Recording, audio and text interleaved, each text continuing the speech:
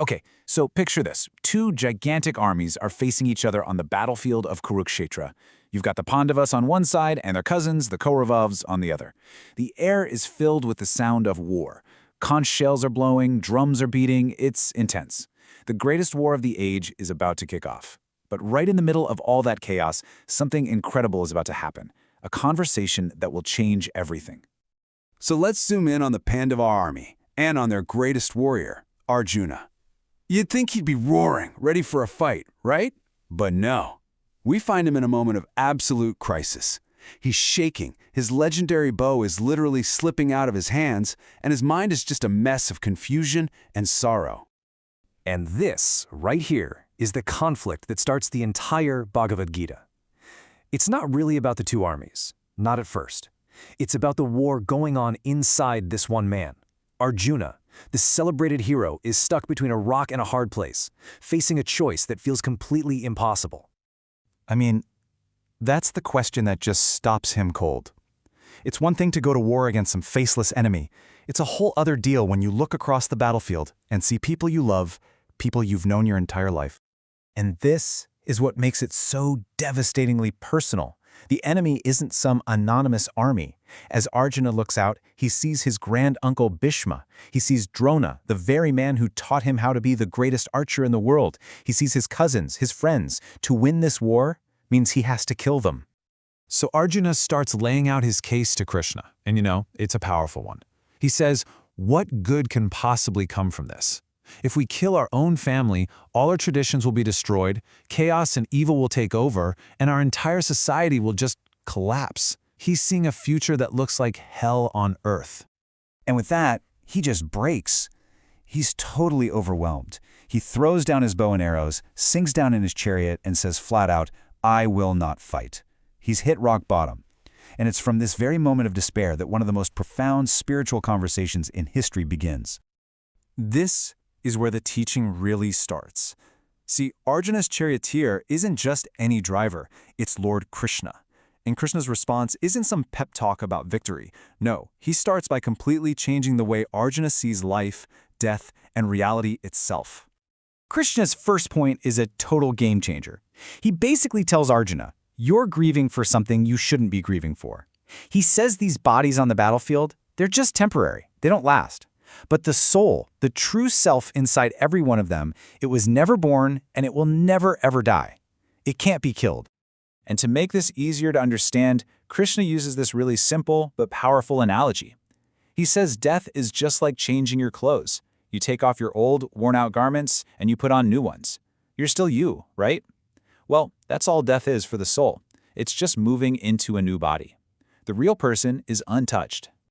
Krishna really drives this point home. The soul, your true self, is indestructible. Weapons can't cut it, fire can't burn it, nothing can harm it. So what he's really telling Arjuna is that his grief is based on a misunderstanding.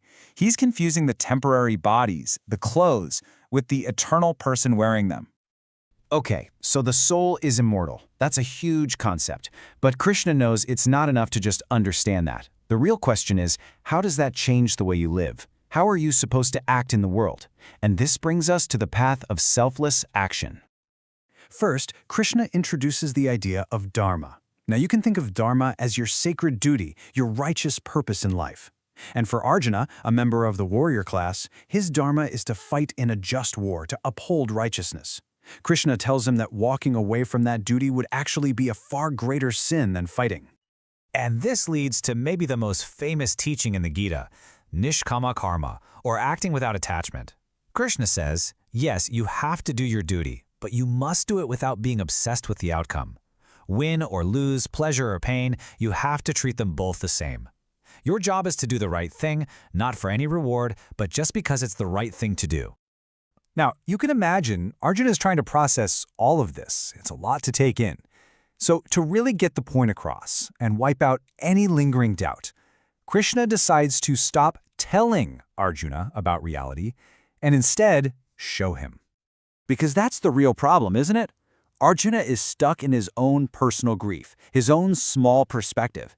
To break free, he needs to see the bigger picture. And Krishna is about to give him a front row seat to the entire universe. Arjuna can't see this cosmic reality with his normal eyes, so Krishna grants him divine sight. And in an instant, everything changes. Arjuna is no longer looking at his friend in the chariot. He is seeing the true, infinite, mind-boggling form of the divine itself. The text itself struggles to find words for what Arjuna sees. This quote gives you a tiny glimpse. Imagine the light of 1,000 suns all exploding at once, and even that wouldn't be bright enough. It's a vision that is both terrifying and beautiful beyond all human imagination. And inside this incredible form, Arjuna sees everything: the past, the present, the future. And most importantly, he sees all the warriors on both sides of the battlefield, his family, his teachers, all of them already marching into the destructive mouths of this cosmic being. He sees that their fate is already sealed. And then Krishna says what might be the most important line in the whole book. These warriors are already slain by me. You, Arjuna, are merely an instrument. It's a stunning revelation. The outcome of the war is already decided by a higher power. Arjuna's role isn't to be the killer, but simply the tool through which destiny unfolds. Well, after a vision like that, everything has changed. Arjuna's personal grief, which felt so huge just moments before, now seems tiny in the face of this cosmic reality. His doubts are completely gone. He's ready to do what he was born to do. So the transformation is complete. Arjuna picks up his bow again. But now, his reason for fighting is completely different. He's not fighting for a kingdom or for revenge. He's fighting because he now understands that it is his sacred duty, his Dharma, to act as an instrument in the grand cosmic play. This really lays it all out, doesn't it? We see Arjuna go from being paralyzed by his personal feelings to being empowered by a cosmic purpose.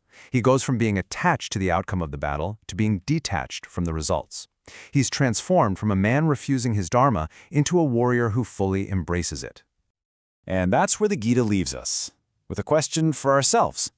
Arjuna's battlefield was a literal one, but the wisdom here suggests that we all have our own inner battles to fight, moments where our personal fears and desires clash with our higher duty.